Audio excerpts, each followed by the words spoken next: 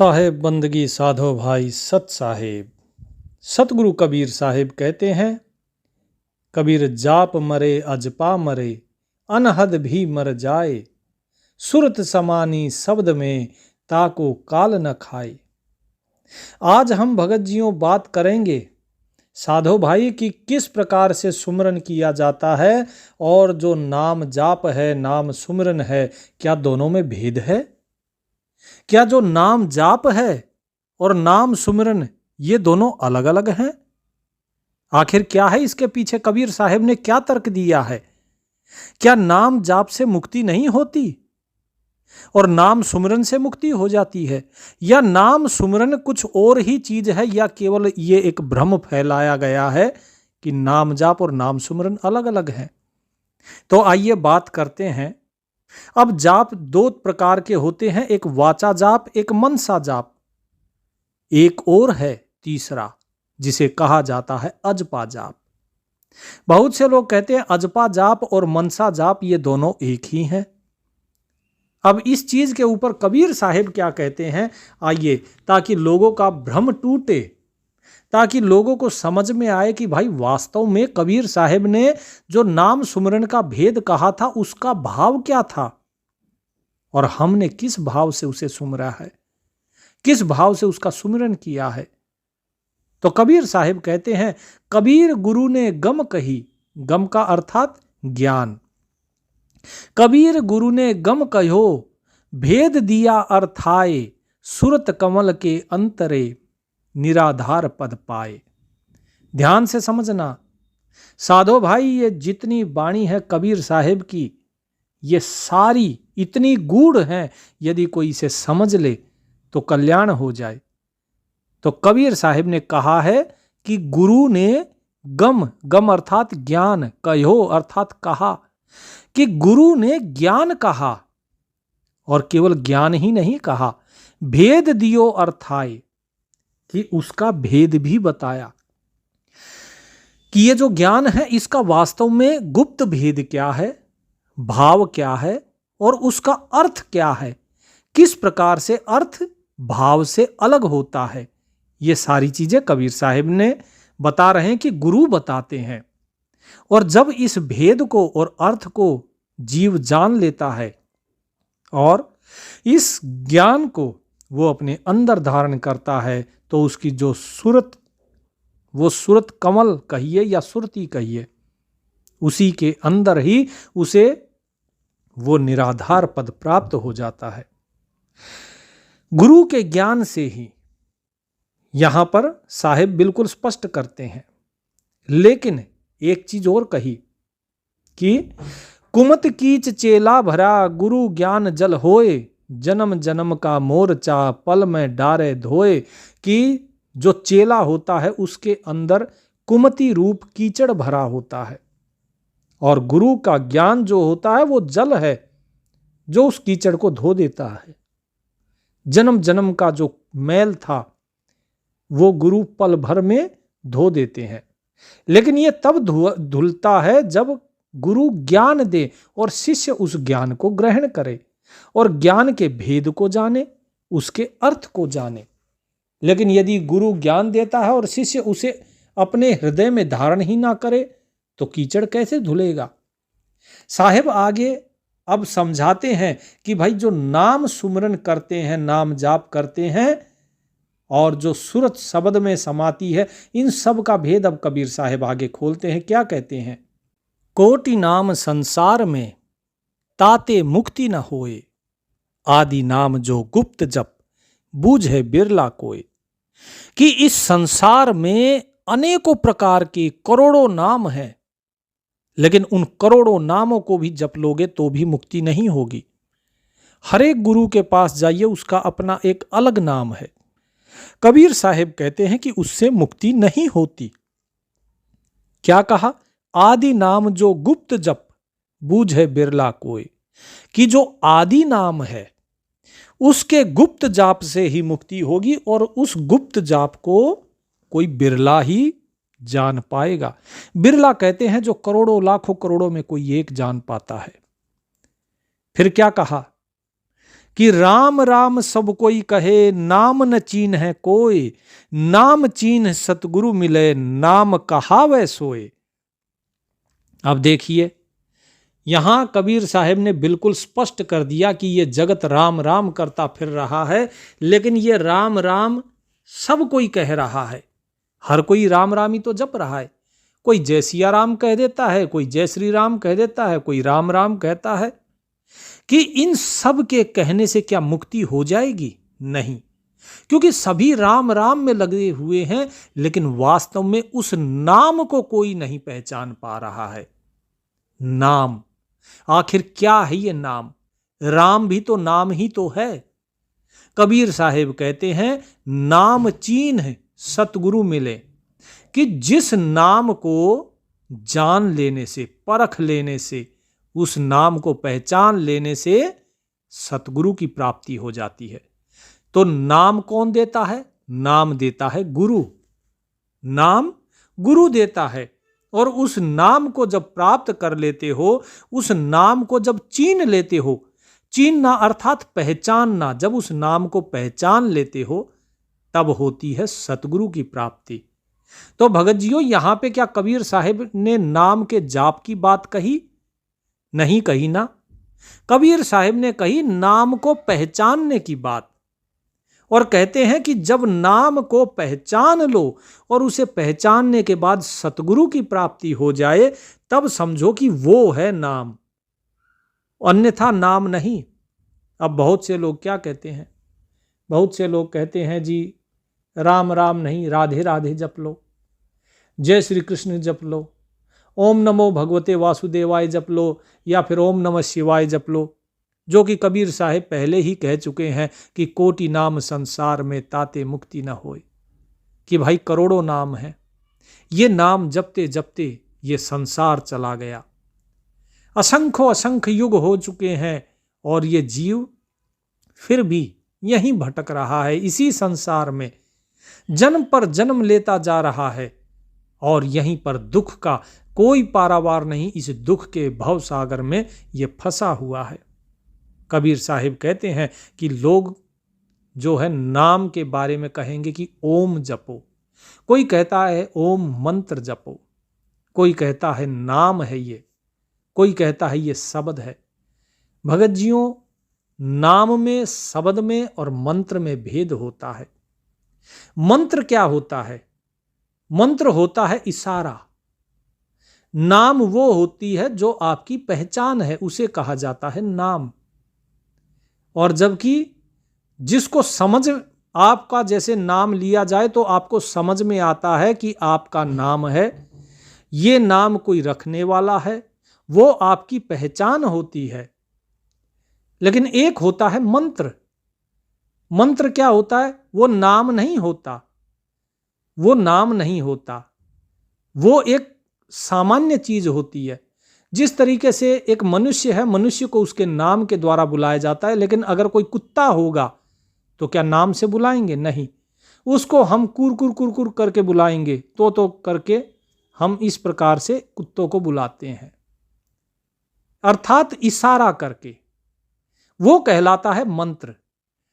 जैसे कि ओम cling ring श्रिंग, ये सब जो हैं ये मंत्र हैं। इसी प्रकार जो नाम है, जैसे राम हुआ, राधा हुआ, कृष्ण हुआ, ये नाम है क्योंकि ये पहचान है। मंत्र पहचान नहीं होता। और फिर आता है शब्द। शब्द वो है जो कि केवल एक धुन है। वो ना तो आप शब्दों में उसे बयान कर सकते हो, ना ही आप उसको लिखकर बता सकते हो। इस प्रकार से वो कहलाती है धुन, उसे कहते हैं शब्द। इसके अलावा दूसरा भी शब्द होता है। दूसरा शब्द वो होता है जिसका अर्थ निकलता है। शब्द के अंदर ही अर्थ छुपा होता है। तो ये तीन चीजें हैं और ये तीन चीजें अलग अलग हैं। शब्द के अंदर अर्थ है और उसके अंदर भाव भी है। अब यहां पर साहिब क्या कहते हैं? कबीर साहिब कहते हैं ओंकार निश्चय भया। अब लोग कहते हैं जी हमारे गुरुजी ने ओम नाम दिया है, ओम मंत्र दिया है। अब ओम मंत्र भी है, ओम नाम भी है, ओम शब्द भी है। इसीलिए मैंने पहले ही आपको इन तीनों का भेद बता दिया कि मंत्र कहां है। मंत्र है नीचे के जो पांचों चक्र हैं उनमें मंत्र चलता है। उसके बाद जब ऊपर चलते हैं तो नाम चलता है पिंड में। पिंड में, माफ कीजिएगा, पिंड में चलता है मंत्र, अंड में चलता है नाम, और उसके बाद ब्रह्मांड में चलता है शब्द। तो इस भेद को समझो। जब धीरे धीरे आप इसका अनुभव करोगे, जब ये आपके अंदर चलना शुरू हो जाएगा और आप इसको पहचानोगे, तब समझ में आएगा कि हां, कुछ चल रहा है। कुछ चल रहा है। वो कहां चल रहा है, वो कैसे चल रहा है। जो शब्द हो रहा है, क्या उसे कोई बजाने वाला है?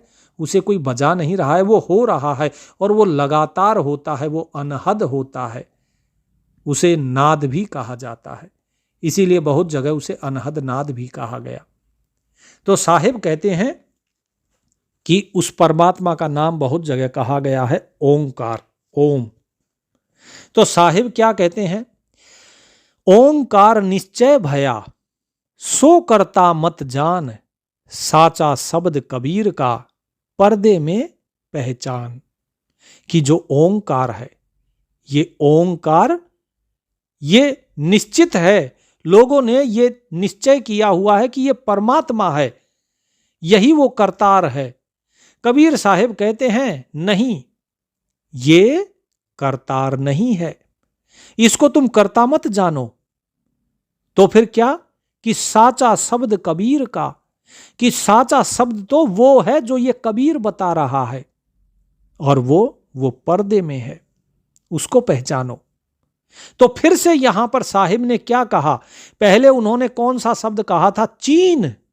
चीन का अर्थ होता है जानना, पहचानना। और फिर से उन्होंने कह दिया कि पर्दे में पहचान, कि उस नाम को पहचानना है, उस शब्द को पहचानना है, पहचान करनी होती है। अगर आपके सामने सोहन को खड़ा कर दिया जाए, आप बोलते रहें सोहन सोहन सोहन सोहन, लेकिन सोहन आपके सामने खड़ा है और आप उसे पहचानते ही नहीं, तो बताइए कैसे उस सोहन को प्राप्त करोगे? आप कैसे जानोगे कि आप किस सोहन की बात कर रहे हो? जिस प्रकार से ओम जो है, ये दास ने बताया कि ओम मंत्र भी है, ओम नाम भी है, ओम शब्द भी है। पहचानोगे कैसे कि ये शब्द है और ये नाम है और ये मंत्र है? पहचान तो नहीं कर सकते हो, क्योंकि आपने अभी तक उसका अनुभव नहीं किया। तो जब तक साधो भाई अनुभव नहीं होता है, तब तक बात नहीं बनती है। तो इसीलिए कबीर साहिब ने कहा कि वो पर्दे में है। पर्दे में कैसे है? कि जिस प्रकार कोई व्यक्ति क्या करता है, अपना प्रतिनिधि आगे कर देता है कि भाई मैं यहां बैठा हुआ हूं और तुम मेरे प्रतिनिधि बन के जाओ और मेरा प्रतिनिधित्व करो। तो वो प्रतिनिधि है, केवल वो प्रतिनिधि है, हम उसे देख रहे हैं, लेकिन जो असली मालिक है वो पीछे बैठा हुआ है। तो क्या प्रतिनिधि मालिक होता है? नहीं, वो केवल प्रतिनिधि है, उसकी शक्तियां सीमित है। ठीक इसी प्रकार ओंकार केवल प्रतिनिधि है, लेकिन शक्तियां उसकी सीमित है, और असल में जो परमात्मा है वो पीछे, पर्दे के पीछे है। जिस प्रकार कठपुतलियों का खेल चलता है, तो कठपुतलियां तो आपको दिखाई देती हैं, लेकिन उस पर्दे के पीछे जो कठपुतलियों को चला रहा है वो अलग है। कठपुतली को चलाने वाला अलग है, कठपुतलियां उसकी इच्छा से चल रही हैं, लेकिन आपको कठपुतली दिखाई दे रही है, उसको चलाने वाला नहीं। तो इसी तरह कबीर साहिब कहते हैं कि जो ओंकार है, ये तो आपका किया हुआ निश्चय है कि ये ओंकार जो है वो परमात्मा है। ठीक उसी प्रकार जिस प्रकार से ध्वज प्रतीक होता है राष्ट्र का, वो राष्ट्र नहीं होता। राष्ट्र को पहचानना पड़ता है। राष्ट्र किसका नाम है? आप कहेंगे जी भारत। भारत किसका नाम है? आप कहेंगे एक देश का नाम है। आप कहोगे कि कौन सा देश, कहां है वो देश, पूछोगे तो दूसरा व्यक्ति कहेगा कि भाई जहां हम खड़े हैं यही भारत है। बोले जहां खड़े हो ये तो धरती है। जहां खड़े हो ये तो एक राज्य है। अब जहां पे आप खड़े हो, बोले ये तो राज्य का एक जिला है, उस जिले में भी एक शहर है, उस शहर के अंतर्गत एक गांव आता है या गली मोहल्ला है, बोले ये तो वो है, इसमें भारत कहां आ गया? तो क्या भारत को देख लोगे? नहीं, उसको पहचानना पड़ता है कि भारत है क्या, उसको समझना पड़ता है, जिसे कहते हैं निरख परख, अरस परस। तो ये सारी चीजें भगत जियों नाम के और शब्द के भेद के साथ हैं, भाव के साथ है। और ऐसे जो पहचान होती है, वो जो पहचान करता है उसे ही जौहरी कहते हैं। शीशा भी है, कांच भी है और हीरा भी है, लेकिन जौहरी पहचानता है कि कांच कौन सा है और शीशा कौन सा है। जो जन होई है जौहरी, रतन लेह बिलगाए, सोहम जप मुआ, मिथ्या जन्म गवाए। लीजिए, अब लोग कहेंगे, बोले जी ओंकार नहीं तो चलो सोहम नाम तो है ही, सोहम का तो जाप करते हैं। बोले गुरुजी ने सोहम का जाप दिया। कोई कहेंगे गुरुजी ने ओम का भी जाप दिया, सोहम का भी नाम जाप दिया है। अब तो हमारा जाप बिल्कुल सही है ना। कितने ही गुरु हैं इस संसार में जिन्होंने आपको नाम दिया है ओम सोहम। और साहिब की बाणी में भी है, सोहम सोहम धुन लगे, दर्द बंद दिल माही, और सतगुरु पर्दा खोलही, परालोक ले जाहे। लेकिन कबीर साहिब ने तो कह दिया स्पष्ट कि भाई सोहम सोहम जप मुआ, मिथ्या जन्म गवाए, कि भाई इस सोहम सोहम को जपते जपते कितने ही मर गए, मिथ्या व्यर्थ ही अपना जन्म गंवाकर चले गए। अब बताइए किसकी सच मानेंगे, आचार्य गरीबदास महाराज की या कबीर साहिब की? अब यही ज्ञान कबीर साहिब ने स्वयं गरीबदास महाराज के रूप में दिया है।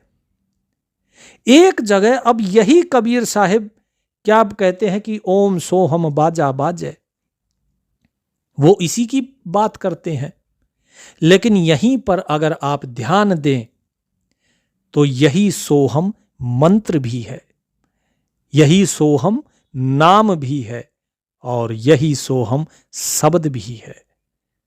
तो भगत जियों, ये नाम मंत्र और शब्द का भेद आपको इसीलिए ही समझाया है इस दास ने, ताकि आपको ये समझ में आए कि हम वास्तव में जो सुमिरन कर रहे हैं या नाम जाप कर रहे हैं वो किसका कर रहे हैं, किसे कहा जाता है। इस भेद को जब धीरे धीरे समझोगे तो आपको पता लगेगा असल सुमिरन क्या है। तो अभी तक आपको क्या समझाया साहिब ने?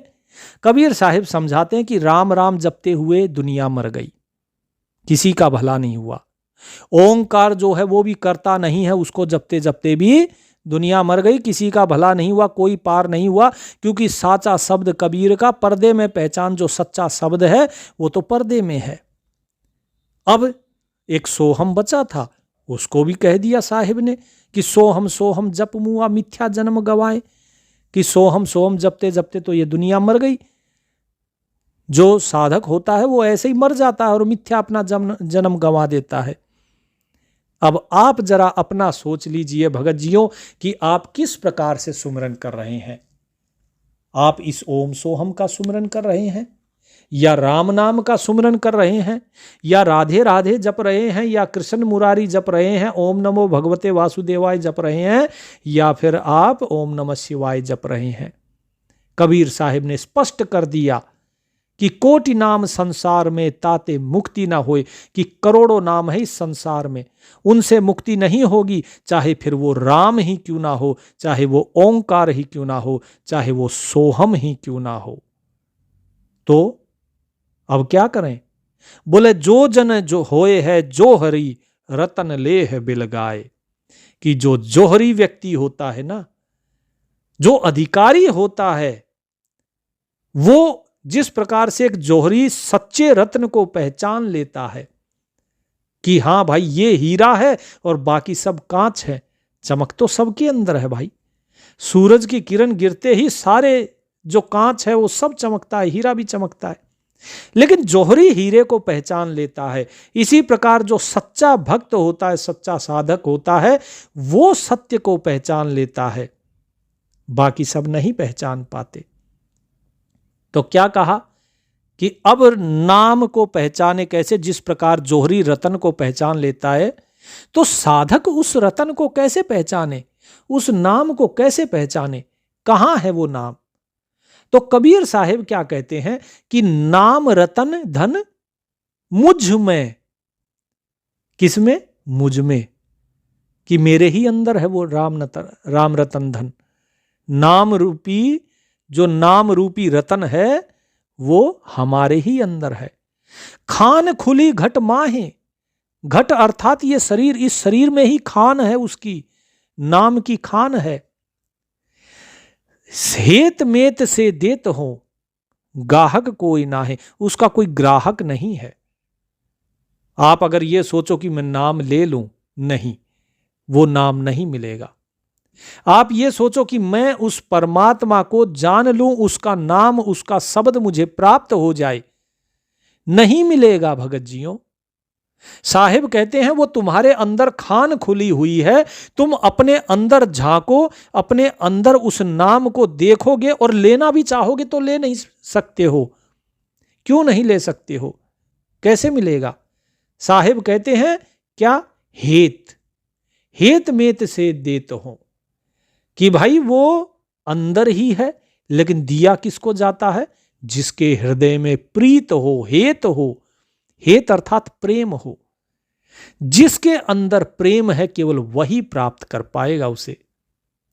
अब उसको प्राप्त करने के लिए तो यहां साहिब ने बिल्कुल स्पष्ट कर दिया कि भाई प्रेम होना बहुत बहुत जरूरी है। तो यहां जिस नाम की बात हो रही है भगत जियों, वो नाम वास्तव में आपके अंदर का नाम है।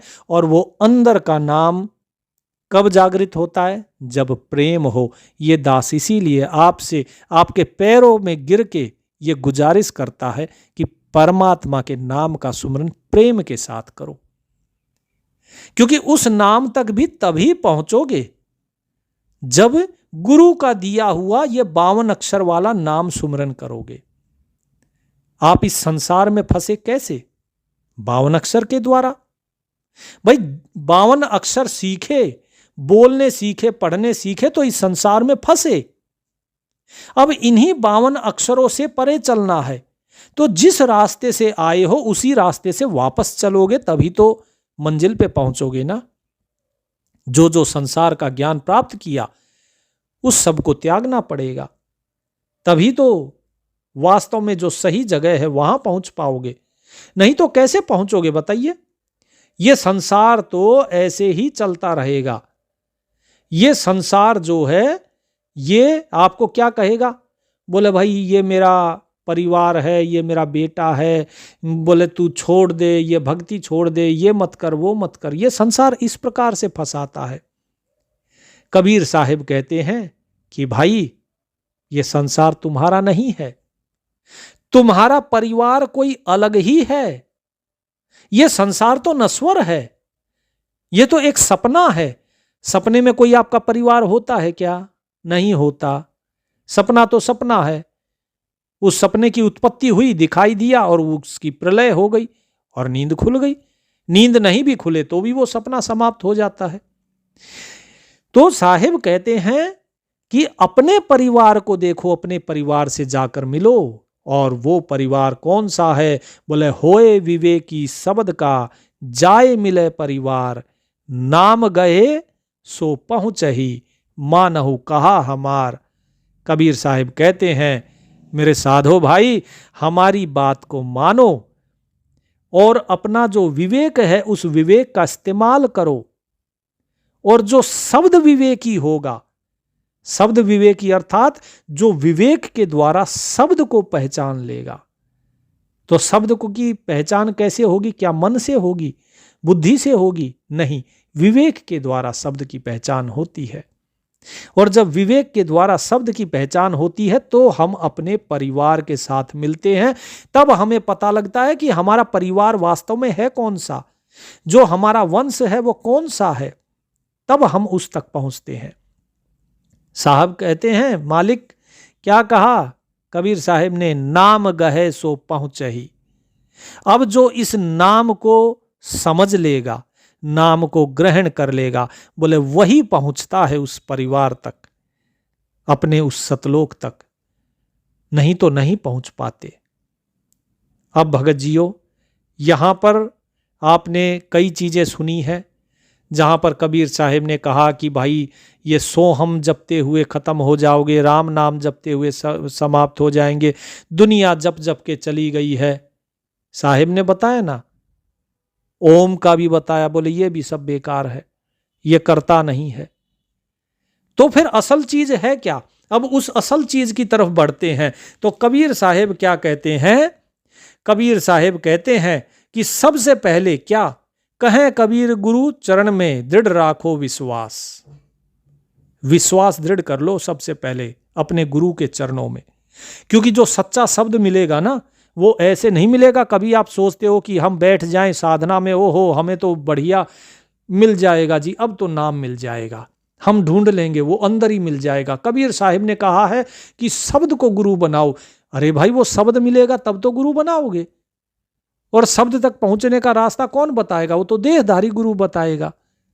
अब देहधारी गुरु आप करना नहीं चाहते हो, तो कबीर साहिब क्या कहते हैं कि सुरत समावै नाम में। अब यहां पर शब्द से फिर से नाम पर आ गए साहिब। क्या कह रहे हैं? इस बात का गूढ़ भाव जो है उसे समझ लीजिए भगत जियो, कि सुरत समावै नाम में, जग से रहे उदास, कहे कबीर गुरु चरण में दृढ़ राखो विश्वास। ये है भेद उस नाम तक, उस सच्चे नाम तक पहुंचने का। क्या? कि सुरत जो है आपकी, वो नाम में लगो, वो नाम में लगनी चाहिए। ठीक है जी।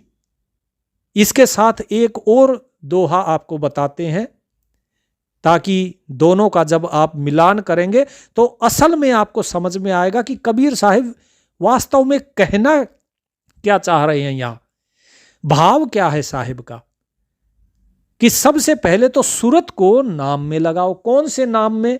उस नाम में जो गुरु ने दिया, क्योंकि जो असली शब्द वो आपने प्राप्त नहीं किया है, वो कब प्राप्त होगा? वो बाद में प्राप्त होगा। उससे पहले क्या है कि सूरत समावै नाम में, नाम के अंदर ये सूरत समा जाती है, अर्थात ये जो नाम सुमिरन चल रहा है, ये सूरत इसको लगातार करती रहती है। फिर बोले जग से रहे उदास, तो जग से उदासीन हो जाओ, कि जग में क्या चल रहा है क्या नहीं, उससे कोई मतलब नहीं है हमें। जब सुमिरन में बैठे हो तो सिर्फ सुमिरन और कुछ नहीं। इसके बाद बोले कहें कबीर गुरु चरण में दृढ़ राखो विश्वास। कबीर साहिब कहते हैं जो गुरु के चरणों में दृढ़ रखो अपने विश्वास को, कि जो गुरु ने हमें नाम दे दिया बस यही है। दृढ़ कर लो कि यही गुरु हैं और यही पार लगाएंगे।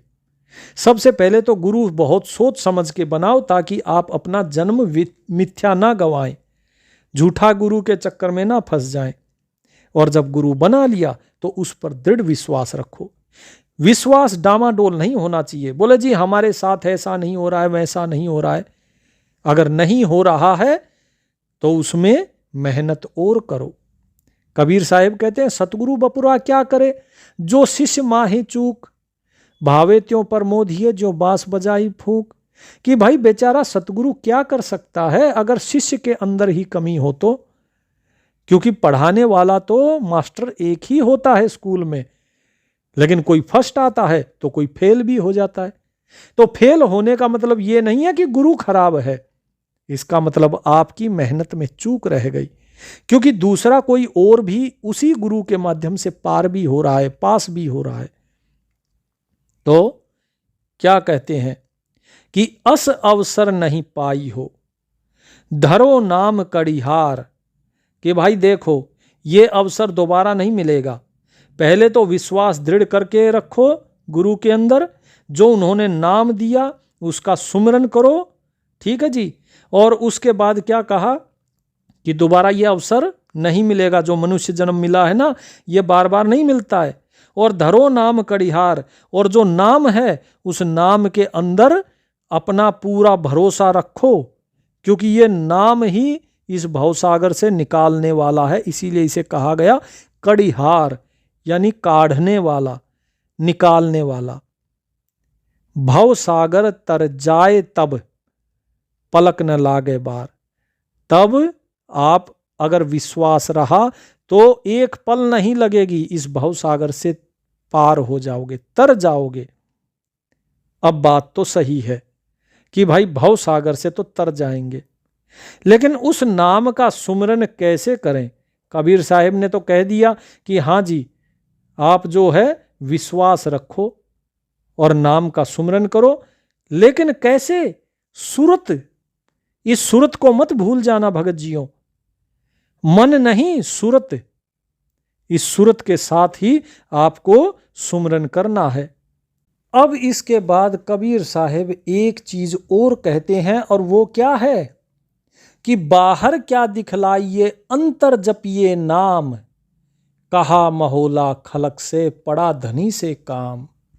इसका मतलब है कि बाहर लोगों को नहीं दिखाना। बहुत से लोग करते ना राम राम राम राम राम राम राम राम राम राम, अब पता नहीं राम राम बोल रहे हैं कि मरा मरा बोल रहे हैं। बोले भाई बाहर मत दिखाओ किसी को कि आप सुमरन कर रहे हो, अंतर जपिए नाम, अपने अंदर जपो उस नाम को, बाहर नहीं। कहा महोला खलक से, और इस संसार से हमें बताइए क्या काम है? हमें संसार को थोड़ी ना दिखाना है, हमारा काम उस धनी के साथ है। उस धनी को पता लगना चाहिए कि हम उसका नाम सुमरन कर रहे हैं, तो हमारा काम उस धनी से है, और वो धनी अंदर है तो अंदर नाम जपिए। और वो नाम का जो सुमरन होता है, अब वो कैसे होता है? और जो कबीर साहिब ने कहा कि जाप मरे अजपा मरे, अब इस बात पर आते हैं, तो थोड़ा और ध्यान से सजगता से सुनिए। साहिब कहते हैं सहजे ही धुन होता है, हरदम घट के माही, सुरत शब्द मेला भया, मुख की हाजत नाही।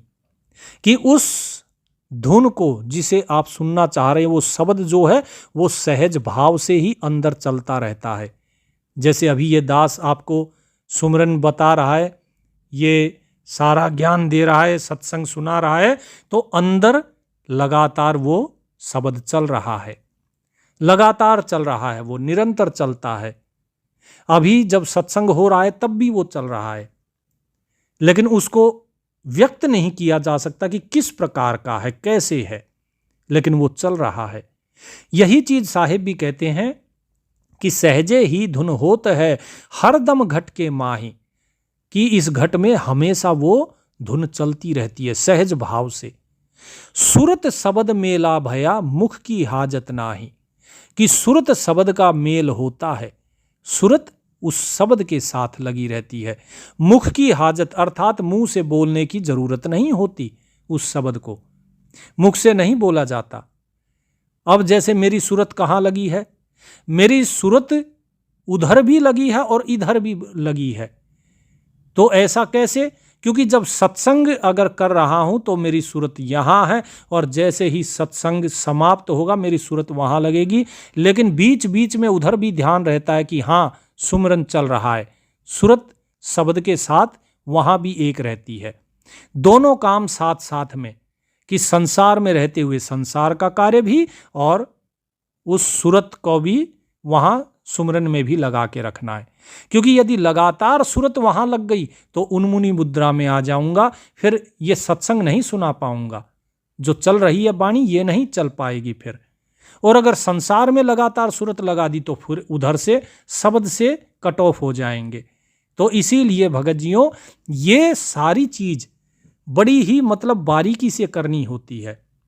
अब साहिब क्या कहते हैं कि ना तो सुमरन माला से होगा, ना सुमरन जीव से होगा, ना सुमरन मन से होगा। माला तो कर में फिरे, जीव फिरे मुख माही, मनवा तो दहु दिस फिरे। ये तो सुमरन ना ही कि माला हाथ में फिरती है, जीव मुख में फिरती है, और मन तो चारों दिशाओं दसों दिशाओं में घूम रहा है। बोले इसे सुमरन नहीं कहते। मुंह से बोल रहे हो राम राम और माला भी चल रही है, लेकिन मन इधर उधर भाग रहा है, ये सुमरन नहीं। तो कैसे? बोले तन थिर मन थिर वचन थिर, सुरत निरत थिर होए। भगत जियों पूरा सुनिएगा, क्योंकि आज जो भेद बताया जा रहा है ये भेद आप चूक चुके हो, इस भेद को आप भूल चुके हो। आप सिर्फ जो नाम दिया जा रहा है उस नाम का सुमरन आप नहीं कर रहे हो। आपको लगता है कि आप नाम सुमरन कर रहे हो, आपके अंदर अजपा चल रहा है, लेकिन वास्तव में आपके अंदर अजपा नहीं चल रहा है। ध्यान से समझिए कबीर साहिब जो कहना चाह रहे हैं कि तन थिर मन थिर बचन थिर सुरत निरत थिर होए, कहें कबीर इस पलक को कल्प न पावे कोई। कि भाई जब तन स्थिर हो जाता है, मन स्थिर हो जाता है। तन स्थिर कैसे होता है कि शरीर की कोई सुध नहीं रहती। मन स्थिर कैसे हो जाता है, मन में कोई विचार नहीं आता। वचन स्थिर कैसे हो जाता है, जब मुख से कुछ नहीं बोला जाता। तब सुरत निरत थिर होए, उसके बाद आपकी सुरत और निरत ये भी स्थिर हो जाती है। कैसे स्थिर हो जाती हैं कि सुरत उस नाम के साथ स्थिर हो जाती है, उस नाम में समा जाती है, निरत उस नाम में ही लग जाती है। कबीर साहिब कहते हैं इस स्थिति की, ऐसी जब स्थिति होगी तो इसके एक पल की कल्पना भी नहीं कर सकता कोई कि उस एक पल में क्या मिल जाता है साधक को। वो साधक स्वयं परमात्मा के साथ एक हो चुका होता है। उस समय वो स्वयं को देख रहा होता है उस परमात्मा के अंदर। तो ये भगतजियों इसकी कल्पना नहीं कर सकता कोई। ये सिर्फ केवल वही जानता है जो ये कर रहा है। अब आते हैं उस मुख्य चीज पर जहां पर साहिब कहते हैं जाप मरे अजपा मरे अनहद भी मर जाए, सूरत समानी शब्द में ताको काल न खाए। तो यहां पर भगतजियों असली भेद छुपाया हुआ है कबीर साहिब ने। किसका? सुमरन का। क्या है वो सुमरन? कि जाप मरे, कि जो व्यक्ति जिह्वा से जाप कर रहा है वो मरने में है, वो काल के दायरे में है। अजपा मरे, जो मन के द्वारा जाप होता है वो भी काल के दायरे में है। भगतजियों यहां पर बड़ी स्पष्टता से मैं ये बता रहा हूं कि यहां साहिब ने जाप शब्द का इस्तेमाल किया है, जाप। ठीक है जी। जब आप किसी मंत्र का जाप करते हो या फिर किसी नाम का जाप करते हो तो आप केवल और केवल काल के दायरे में हो। अनहद भी मर जाए, अर्थात यदि अनहद नाद भी अगर हो रहा है, अनहद जाप भी अगर हो रहा है तो भी काल के दायरे में है। तो यहां पर भगतजियों बिल्कुल स्पष्ट संदेश है कबीर साहिब का। जाप, इस शब्द पर ध्यान दीजिए, जाप और सुमिरन। सुमिरन और जाप में भगतजियों भेद है। सुमिरन किसको कहा जाता है? सुमिरन कहा जाता है स्मरण करना। जब हम किसी चीज को भूल जाते हैं तो हम उसका स्मरण करते हैं, है कि नहीं? जब हम किसी चीज को भूल जाते हैं तो हम उसे याद करने की कोशिश करते हैं। लेकिन जब हम किसी चीज को भूले हों या ना भूले हों, हम भूले तो हुए हैं लेकिन हम रट्टा लगाते हैं। बच्चों को आपने देखा होगा, एक बच्चा होता है जो चीज को समझता है और उसे याद करता है, क्योंकि वो चीज उसे याद नहीं है, वो उसे याद करता है तर्क के साथ, भाव के साथ, अर्थ के साथ वो उसे याद करता है। उससे कभी भी अगर पूछोगे ना वो तुरंत बता देगा। लेकिन दूसरी तरफ जो दूसरा बच्चा है वो क्या करता है? वो करता है रट्टा लगाता है। वो सिर्फ रट्टा लगाएगा कि हाँ मुझे ये याद होना चाहिए, और उसे वो याद भी हो जाता है। लेकिन अगर उस रट्टे का उससे पूछा जाए कि भाई इसका मतलब क्या है, उसे मतलब नहीं पता है उसका, ना ही उसका भाव पता है, ना ही उसे अर्थ पता है। तो यही फर्क है जाप और सुमिरन में। जाप एक रट्टा होता है, जो आदमी रट्टू तोता होता है ना, जैसे तोते को रटाते हैं राम राम राम राम, तो वो एक जाप है, वो सुमिरन नहीं है। तो सुमिरन क्या है? सुमिरन है जिस चीज को हम भूल गए हो उसका स्मरण करना, उसको याद करना। याद करने में और किसी चीज का जाप करने में ये बहुत बड़ा फर्क है। तो इसीलिए कबीर साहिब ने ऊपर बिल्कुल स्पष्ट कहा, ओम का जाप करोगे खत्म, कुछ नहीं है। सोहम का जाप करते करते बोले कितने मर गए, क्यों? क्योंकि वो जाप कर रहे थे। अब आपको वो सारी चीजें अब दोबारा से जब बताएंगे तब आप समझ पाएंगे कि हां, कि कबीर साहिब वास्तव में कहना क्या चाहते थे। इसके बाद कबीर साहिब क्या कहते हैं कि सुरत समानी शब्द में ताही काल नहीं खाए, कि ये सुरत जो है जब शब्द के अंदर समा जाती है। अब सुरत क्या होती है? सुरत है आपकी जो वृत्ति है, अर्थात जो आपका ध्यान है, ध्यान कहिए, लगाव कहिए, ठीक है। जब ये शब्द के साथ लग जाए, कि आपकी सुरत, आपका ध्यान उसी में लग जाए, उसका जो भाव है, ये नहीं कि आप कहो ओम ओम ओम ओम, ना, ये तो जाप है। वो ओम का भाव क्या है, और उस भाव के साथ जब एक हो जाती है, जब हम उसके साथ एक हो जाते हैं, तब कहलाती है सुरत समानी शब्द में। एक उदाहरण के माध्यम से बताऊंगा तो आपको समझ में आएगी। बहुत से लोगों के अंदर आपने देखा होगा कि आत्मा आ गई, किसी के अंदर देवी आ गई, ये सब आपने सुनी है ना। ये सब क्यों? क्योंकि हमारी सुरत उसके साथ एक होती है। हमारी सुरत ये समझती है कि ये मैं ही हूं, मैं यही हूं और मैं ही देवी हूं। उसके अंदर कभी भी इस प्रकार के भजन होंगे, कीर्तन होंगे। बहुत से लोग हालांकि नाटक भी करते हैं दूसरों को दिखाने के लिए, ठीक है। उनको दो चपेड़ लगाइए, उनकी सारी सूरत ठिकाने आ जाएगी और उनकी सारी देवी भाग जाएगी। माता जिनमें आई होती है सारी माता उतर जाती है। लेकिन जिसके अंदर वास्तव में आती है, उसकी सूरत उसमें लग चुकी होती है। आप उसको थप्पड़ मारो, कुछ भी मारो ना, वो ऐसे नहीं उतरेती। वो उसकी सूरत जब वापस आएगी तभी दूर होगी। उसे कहते हैं सुरत समाना। सुरत उसमें समाई है जिसके रूप में वो स्वयं को माने हुए है। ठीक इसी प्रकार यहां पर साहिब क्या कहते हैं कि सुरत समानी शब्द में, कि जब शब्द में ये सुरत समा जाती है। ये शब्द कोई अलग है क्या? ये शब्द अलग नहीं है, ये शब्द वही है जो गुरु ने दिया। लेकिन पहले वो मंत्र होता है, फिर वही नाम में परिवर्तित हो जाता है। लेकिन कबीर साहिब कहते हैं मंत्र एक अलग चीज है, हमें सिर्फ नाम सुमरन करना है। तो वो पहले सुरत नाम में समाती है, नाम से वो शब्द प्रकट होता है और फिर शब्द में ये सुरत समाती है। और जब ये सुरत शब्द के साथ एक हो जाती है ना, तब ये काल से परे हो जाती है। जिस प्रकार से अब आपको एक भेद बताते हैं कि जब आप सपना देखते हो तो आप उस सपने को सत्य माने होते हो। क्यों? क्योंकि आपकी सुरत उस सपने में समाई हुई है। उस सपने का जो व्यक्ति है उसे इसने मान लिया कि ये मैं हूं, तो इसकी पहचान बदल गई। ये नहीं जानती सुरत की जो सोया हुआ है ये मैं हूं ना, ये क्या जानती है कि जो सपने में दिखाई दे रहा है वो मैं हूं। तो जैसे ही सुरत उसको मैं मानती है तो ये उस जैसी हो जाती है, ये उस सपने का आदमी बन जाती है। और जैसे ही ये सूरत वापस इस शरीर में आती है तो ये जो शरीर दिखाई दे रहा है, स्थूल शरीर, ये इसे मैं मानने लगती है। ठीक इसी प्रकार जब ये सूरत नाम में समाती है तो नाम के बाद ये आत्म तत्व में जब समाती है तो फिर ये समझ जाती है कि ये आत्मा मैं हूं।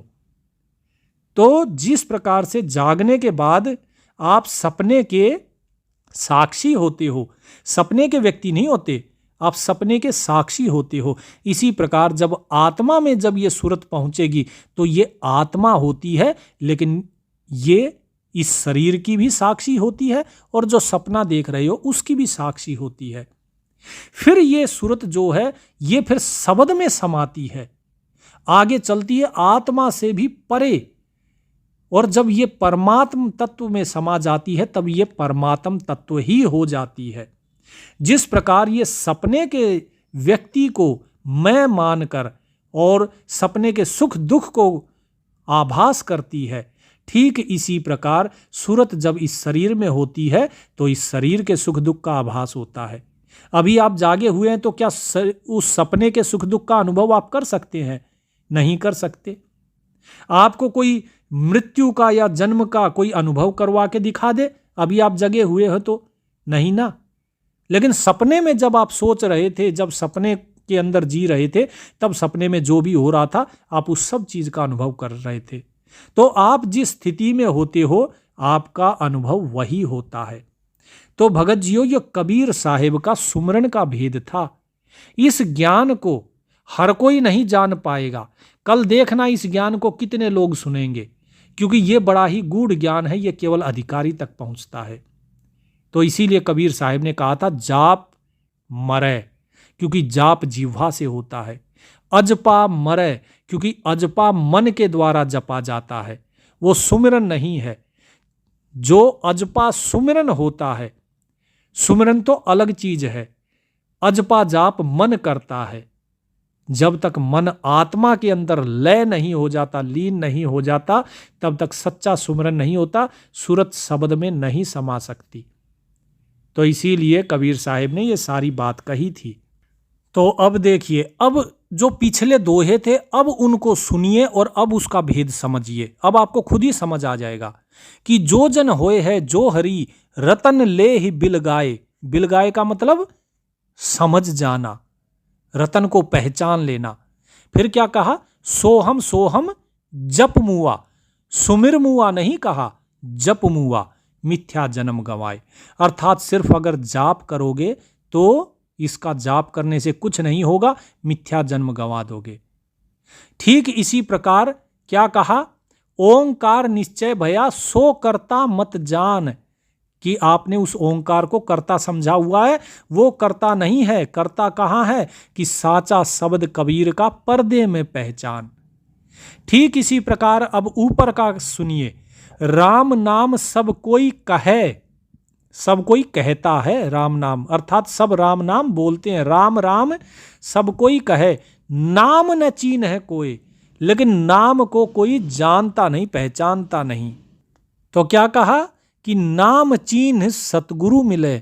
चीन का अर्थात पहचान लेना, परख लेना, कि जो नाम को पहचान लेता है वो सतगुरु मिल जाता है उसको। और नाम कहावे सोए, और उसे ही नाम कहलाते हैं।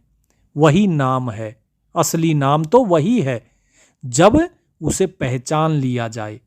तो जो पहचाना जाता है ना, जो सुमिरन किया जाता है जिसका, वो नाम है। जिसका जाप किया जाता है वो नाम नहीं है।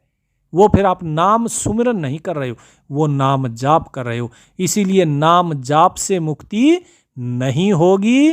किससे होगी? नाम सुमिरन से। और नाम सुमिरन किसका नाम है? पहचानने का। जिसे भूल गए हैं उसको याद करने का। जिसे हम मतलब पहचान जिसकी भूल गए हैं उस पहचान को जानने का। उस पहचान को समझो, स्वयं को पहचानो। सत्संग लंबा हो गया लेकिन विषय बड़ा ही गंभीर था। इसीलिए भगत जियों, यदि इस सत्संग को आपने सुना है, कोशिश कीजिए ज़्यादा से ज़्यादा लोगों तक भेजने की, ताकि और लोग भी इस भेद को समझ पाए। अन्यथा उनका भी जन्म ऐसे ही व्यर्थ चला जाएगा, सिर्फ राम राम करते या जाप करते हुए। उम्मीद करता हूँ सत्संग आपके लिए लाभकारी होगा आज का। परमात्मा आप सभी का कल्याण करे। गुरुदेव की कृपा सब पर बरसती रहे। सत साहेब।